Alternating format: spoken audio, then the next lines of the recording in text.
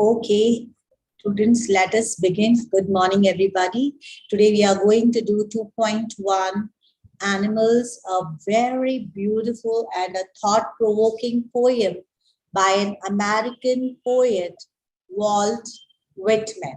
Okay, so when you're talking about animals, okay, animals have been with us, or in fact, before us, even with human beings. What is this? Fine.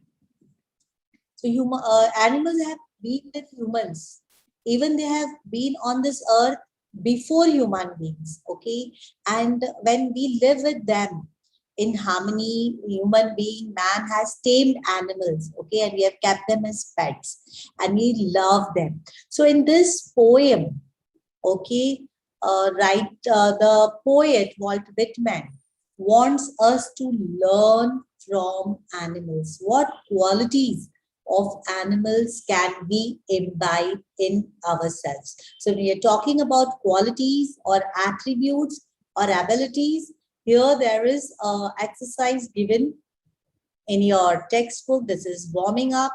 So it says about self-control.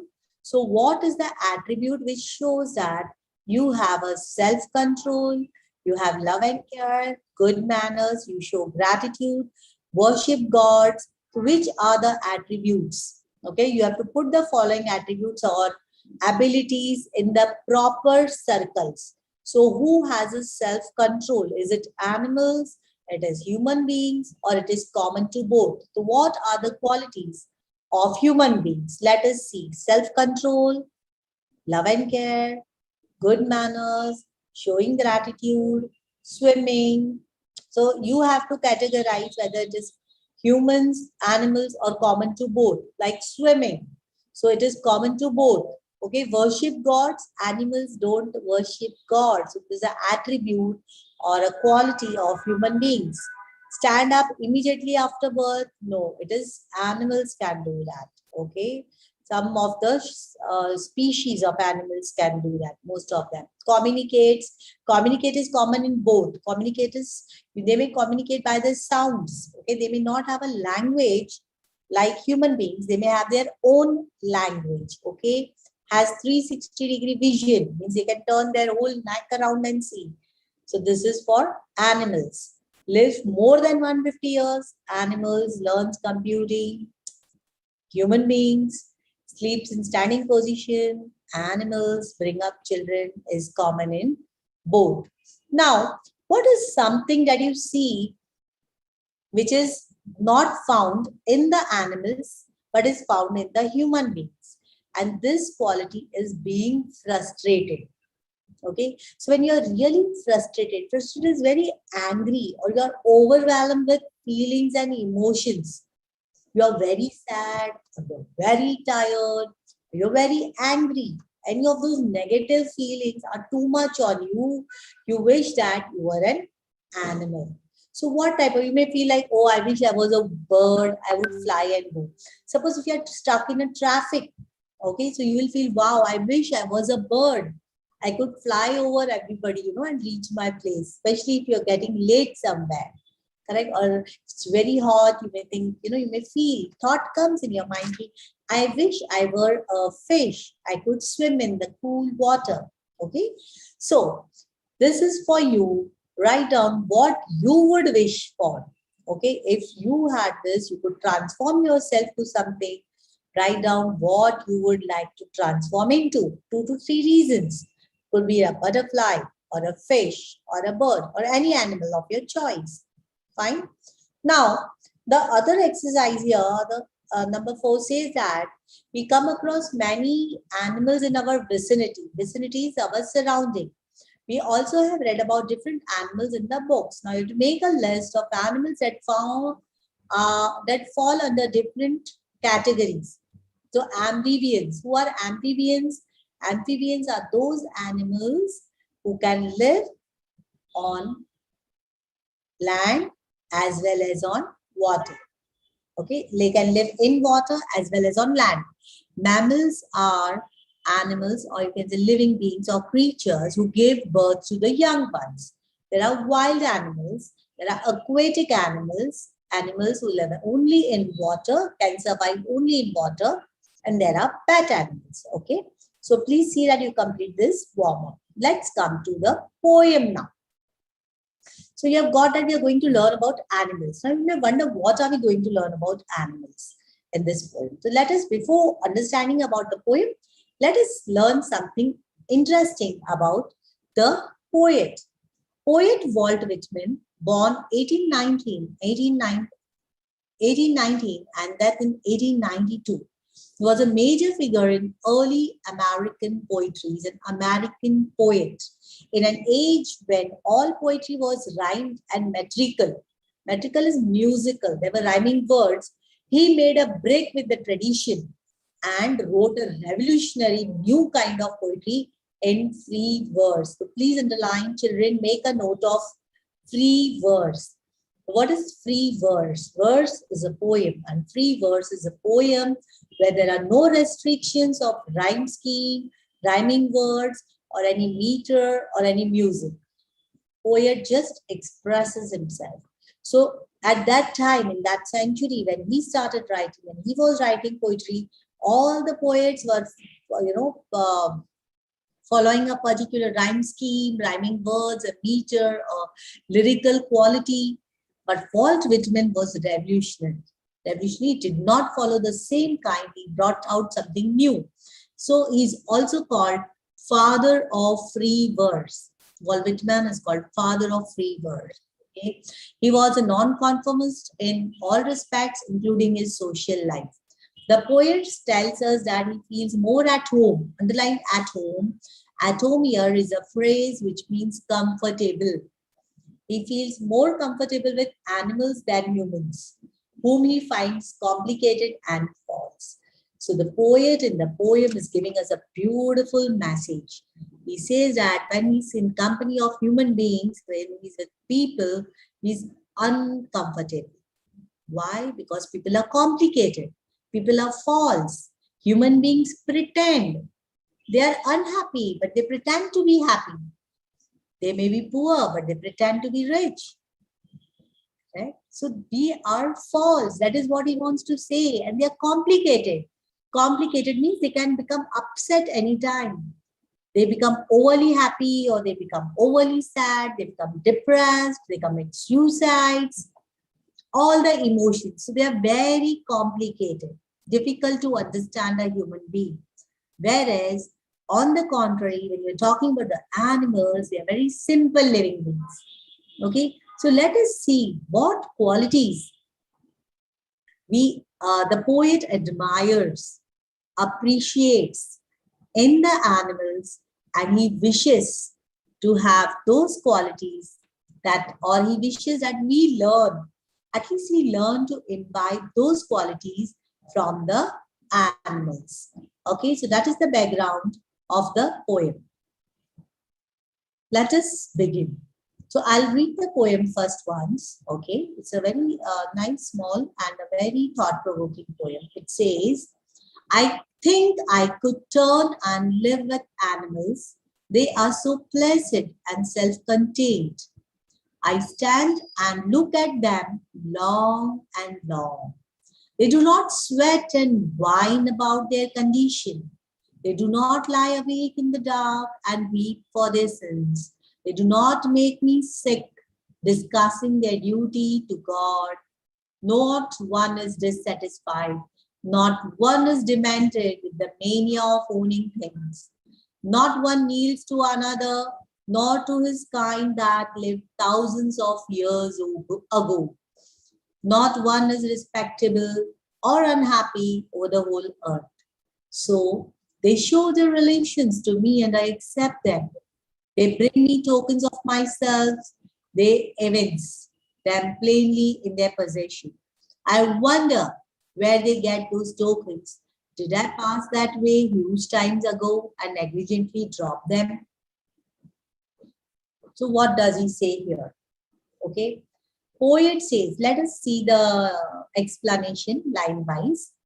I think I could turn and live with animals. Turn is transform here. He just wants to become an animal. He wants to turn into an animal and live with them in their company. In other words, he wants to go away from the human beings. Why he wants to live in the company of animals? Because they are placid. Placid here means calm, composed. Okay, they don't get upset. They don't get angry like human beings. They are self-contained, self-sufficient, self-satisfied. They do not worry. Have you seen animals? Whenever they are hungry, they will fend for their food, they will eat, and once their stomach is full, all the problem on the world is over. They just relax. They are happy. Either they play or they rest. This is animals' life. Whereas when you see human beings, they keep worrying, and worrying. They work hard, they slog, and yet they are unhappy. Students, friends, remember, human beings are the most intelligent species or living creatures on the earth. And yet, we, the human beings, are most unhappy living beings on this earth. Okay? So let us, now is the time that we turn to animals. We see what qualities, good qualities can we learn from the animals. The poet wishes to change himself, transform himself to an animal and live a very upset-free and a self-sufficient, content, happy life. When you say content, matlab santosh, satisfied life. Not a greedy life, how human beings have been greedy. I stand and look at them long and long, long and long. The figure of speech here is, yes, everybody, you have learned the figures of speech. What is the figure of speech here? When you say long and long, it is repetition. See the spelling R-E-P-E-T-I-T-I-O-N is repetition. Why the word long and long is repeated?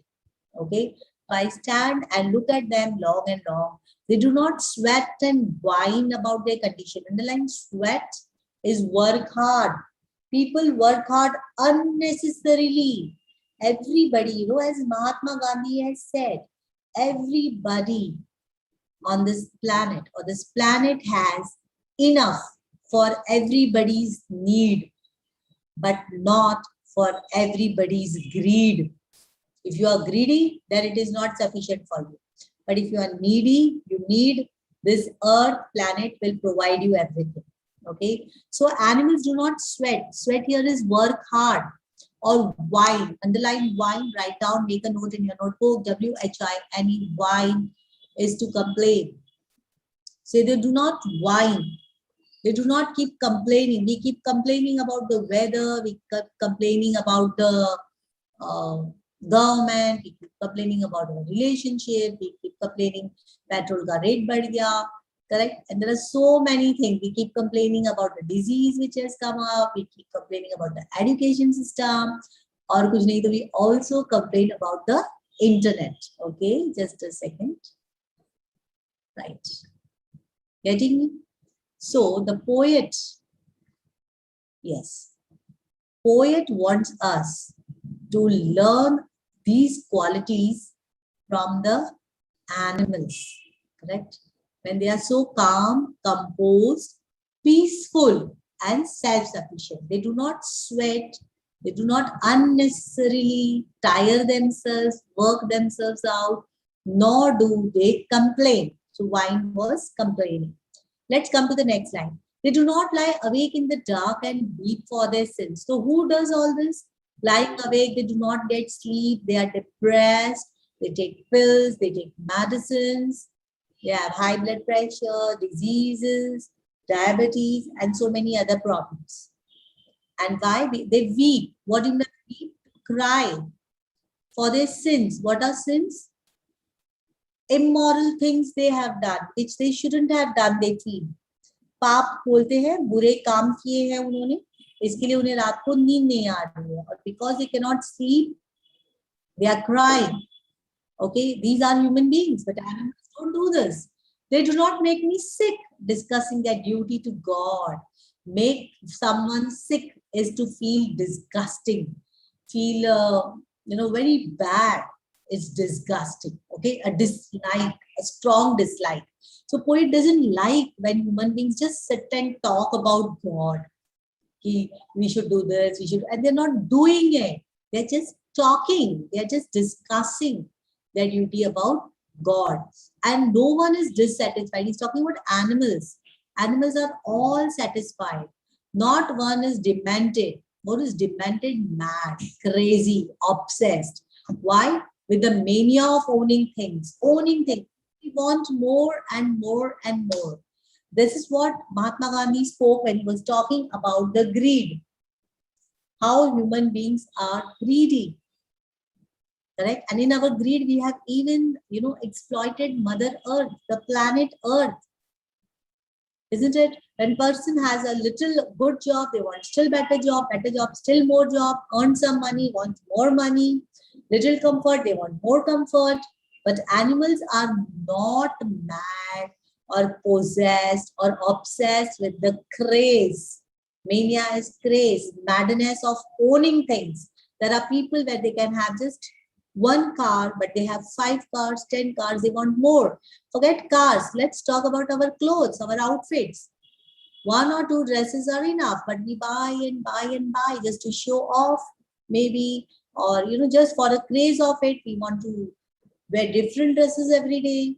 We want to show off to our friends, or you just feel pleasure in owning things and buying things. 1 or 2 footwear is enough. How many footwear do we have? We have one for jogging shoes, one for gym shoes. We have one for slipping, one for going out, one for walking, one party wear, one matching with the dress. So we are mad. We are mad just by owning things. We want to get more and more things. But animals are not like that. They are not dissatisfied like human beings. They are cool and happy and content. Not one kneels to another. Animals don't kneel. Please underline K-N-E-E-L-S, kneels. K is silent here. Kneel is to bow down. You know what is kneeling down. Maybe you have been punished by your teachers in the school, when we have having this offline schools, and kneel down. Okay, so you know that when you kneel you come down on your knees. Okay, yes, Fatima, you can kneel. So that is kneeling down. So animals don't kneel down to each other. Okay, not to his kind that lived 1,000 years ago. So they don't bow to anybody. Nobody is superior and nobody is inferior here, like human beings. Okay, everybody is same. Have you seen a dog worshipping a dog, or a cow worshipping a cow, or giving respect to just because they were born many years ago? No, they don't do that. So they show their relations to me and I accept them. They bring me tokens of myself. What does he say? That they show their relations to me means I understand. I learn from them that we all are equal. Right? There is no caste system in them. No one is a Brahmin. No one is an untouchable. No one is economically backward class. Nobody is. All are equal.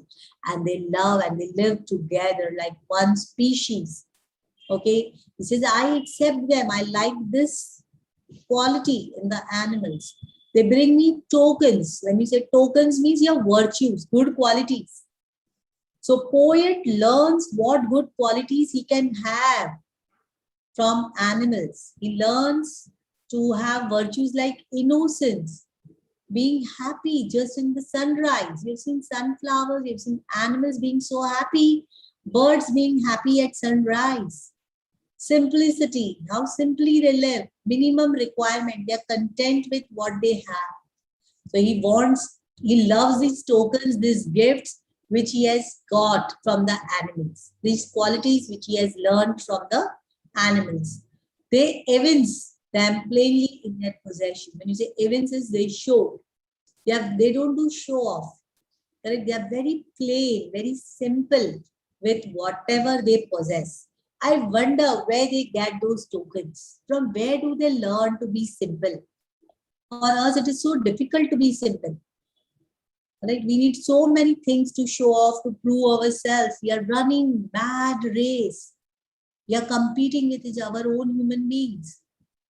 Okay. And what is the issue in doing all this? In possessing more things, in being greedy? We are not being happy. Because ultimately that leads to depression, worry, anxiety, and diseases. We lose our health also in running after things, in comparing ourselves to each other, in mad race of possessing more and more and more. Okay, so poet says that, did I pass that way huge times ago and negligently drop them?